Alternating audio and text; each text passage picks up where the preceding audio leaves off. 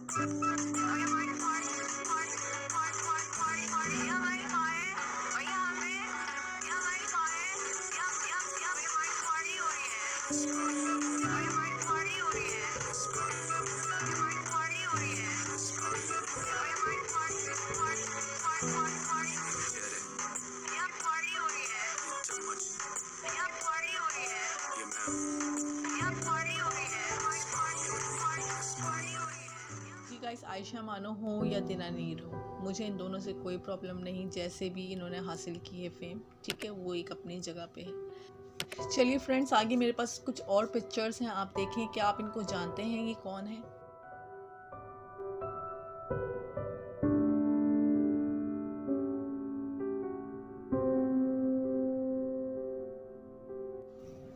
I am sure बहुत कम लोग जानते होंगे कि ये अपनी अपनी फील्ड की कामयाब तरीन वुमेन्स हैं, लड़कियां हैं। सॉरी टू से गाइस, बट जो MBBS डॉक्टर्स हैं, लॉयर्स हैं, इंफॉर्मेशन टेक्नोलॉजी में है, IT एक्सपर्ट्स हैं, एजुकेशन में हाई परसेंटेज पे या माइक्रोसॉफ्ट इंजीनियर्स हैं, उनको आपका सोशल मीडिया प्रमोट नहीं करता। दूसरी तरफ टिकटॉक पे एक वीडियो आती है जो रातों रात मीम्स में वायरल हो जाती है, जिसका टाइटल सॉन्ग था मेरा दिल ये पुकारे आजा।